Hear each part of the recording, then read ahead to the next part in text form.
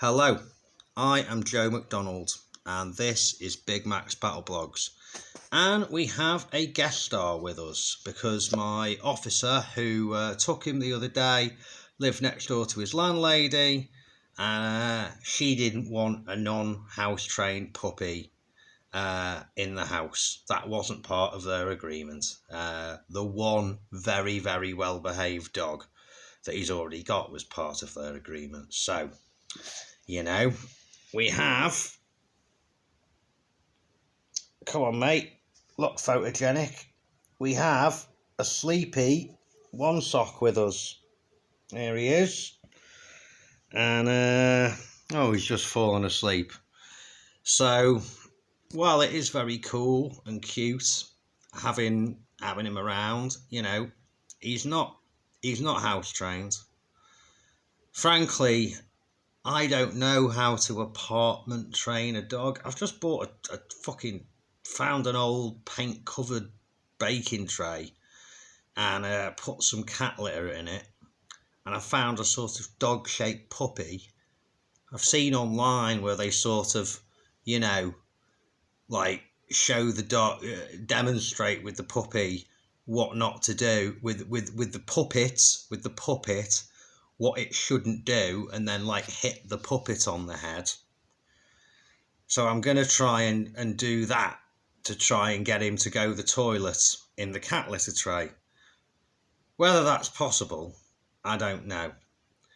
At the end of the day, it's a stray I have rescued, so it didn't get turned into street dog food by the strays around here and didn't freeze to death.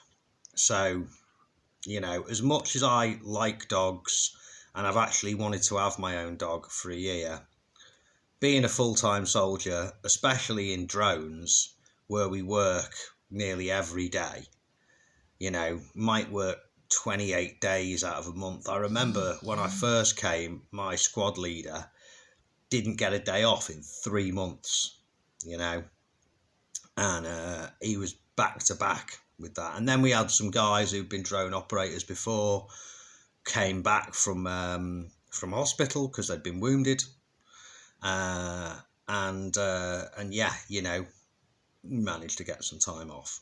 So yeah, if I was in the infantry and I was part of a platoon, it'd be a lot easier because at least in the units I've been in and from what I can see from the other units I've been around, the infantry normally go for position for 1 day, 3 days, 7 days, 9 days, 2 weeks, and then they come back and have a sort of equal amount of rest time.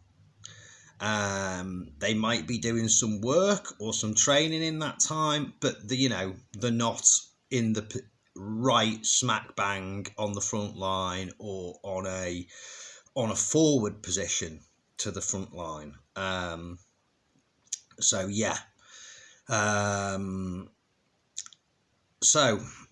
Whether I'm gonna be able to keep, to give this little fellow who's peacefully asleep now, whether I'm going to be able to give him the amount of attention that's fair and reasonable, I just don't know.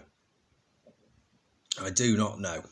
I personally think it's pretty cruel to leave a dog, especially one his age, on his own for 8 to 12 to I've done like 36-hour, 24-hour shifts before now because something was happening, and unfortunately it's generally because of something the Russians are doing when that happens, and they don't give us much warning. So I've got a little balcony, covered balcony area behind me, and I've sort of turned that into his space.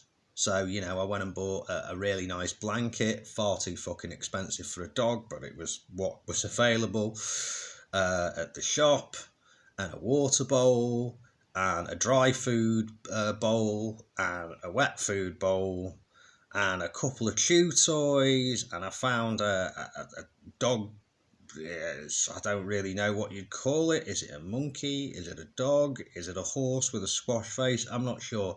But he's got a teddy. Been and filled up the hot water bottle, made sure that it's, like around 50 degrees, doesn't hurt to put your finger in it. So I've put that in his box with his blanket. So he'll have some warmth tonight. And yeah, tomorrow I'm going to have to leave him in there for, again, 8, 10, 12 more hours. And when I come back, I will take him for a little walk, and play with him for a bit. But that's all I can do until we find a home for him. Or potentially that's what I'm stuck with now, at least until the winter ends. Or, something happens. Like, at the end of the day, if the Russians do something really quite dramatic, might just have to, let him go, basically. Because, yeah, you can help an animal that doesn't have a home for a bit, but your job comes first in the military, and there's nothing I can do about that. So yeah, but he is very sweet. I have wanted a dog for quite some years, and my situation never really allowed it. And here we go. Here we are. Some people choose a dog, other people have a dog thrust upon them. So yeah, since my last sort of work-related update video, everything's been fairly normal. As you saw, Samasud took out a T72. I watched that they're another like FPV team who we work closely with in our area. They took out T64 today.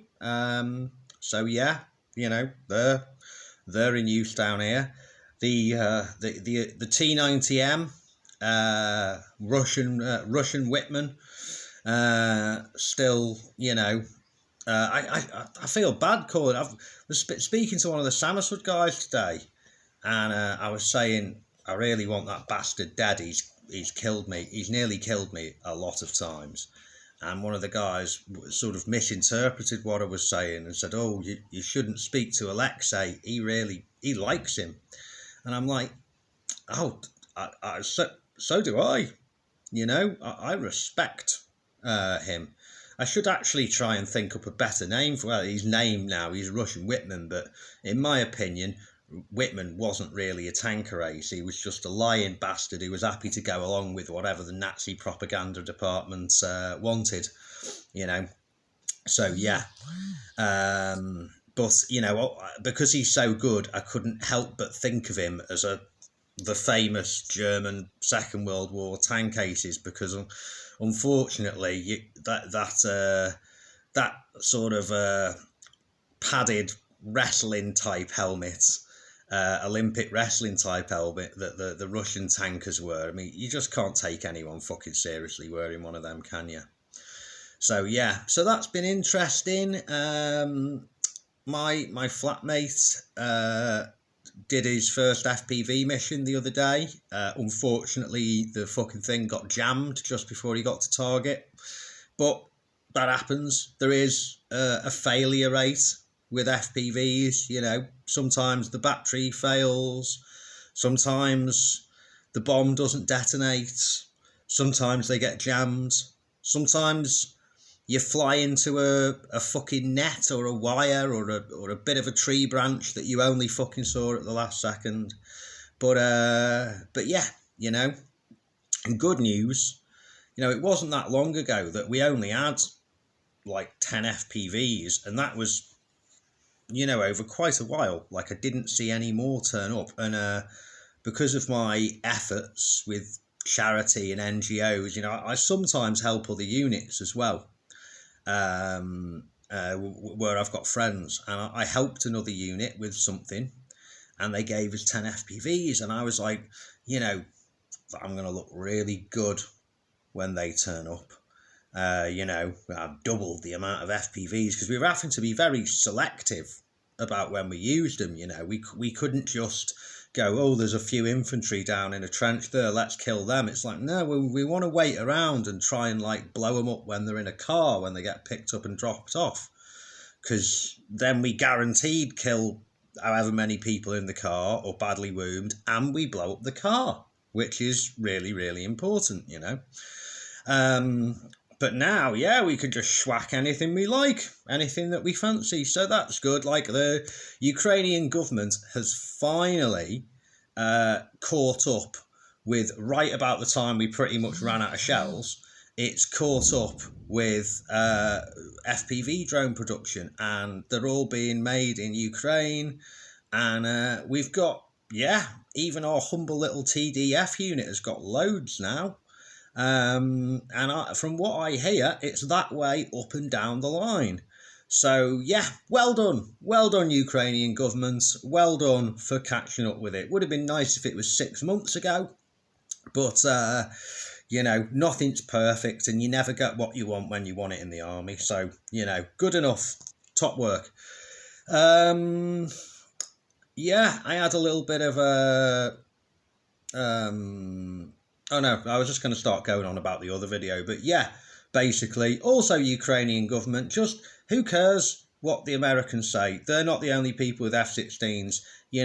I reckon if you are an F-16 pilot, right, and you want to come and fly for Ukraine, you should speak to your peers who also want to do that and start emailing the Ukrainian government and express your skills and desire, and make sure that you have evidence of your competency and service, that can be clearly demonstrated.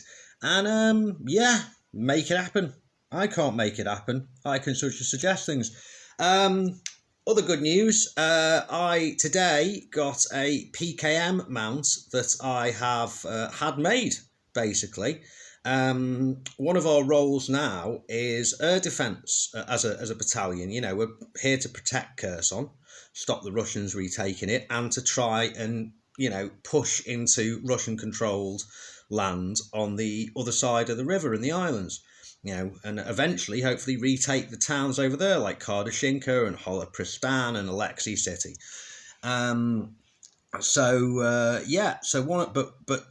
for now, one of our jobs is protecting Kherson, and we get the Shaheeds are coming over here fairly regular, and we didn't have any mounts and tripods for our PKMs, and they're just not something that the Ukrainians have got lying around in their arsenal. So these blacksmiths, who, if you look at my blacksmiths and wood burners video a while back, they've got an American volunteer, Ben, great guy, and I speak to him fairly regular, and we decided that they managed to get their hands on an official bracket that actually holds the PKM, and then got that measured up and got that put into a CAD file, and got that laser cut out. And then they, using more traditional blacksmithing skills and a bit of welding, created a tripod for it. So that arrived today, and it's sexy. Because of where I was and the lighting in our little bunker where I took it, the photos are bloody terrible. But I'm going to try and take some better photos really soon. I'll put them up on a community post so you can see. But it's a sexy bit of kit, and my commander was well happy. And they've also come in at the production cost for them is really cheap. They come in at around like 106 euros, like 5,000 hryvnia, which is something like 110 euros or something, which for what it is really cheap, and it's really good. It goes up really high, it's super controllable, you can adapt it to height, it's got a nice sturdy base.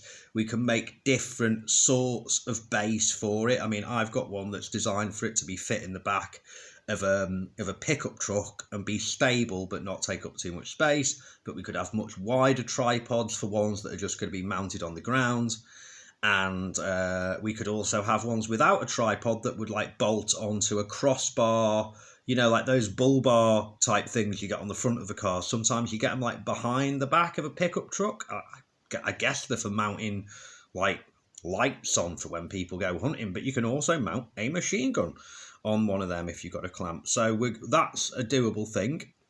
And I've sent the videos to Shaheed from Eyes on Ukraine, and he's connected some people in Ukraine with that group of blacksmiths, because he's got a big outreach to units here.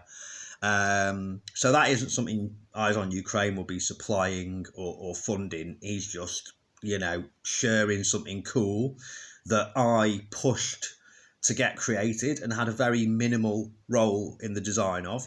But ultimately, these really cool engineers and blacksmiths over in Lviv have got sorted. And at that price, it means that my unit I can afford, with your donations and a bit of my wages, to give my unit, my battalion, my brigade, as many of them as they need. So that's good. I like it when my work actually, and my media outreach and that actually results in something useful. So yeah, all good stuff. Anyway, I am tired and I need to eat food and try and work out if I can get this dog to go to sleep in his little balcony place without whining all fucking night. So yeah, anyway, it's goodbye from me, Joe McDonald at Big Max Battle Blogs, and as always, to our Russian and Vatnik listeners, Idi Nahoy Zalupa.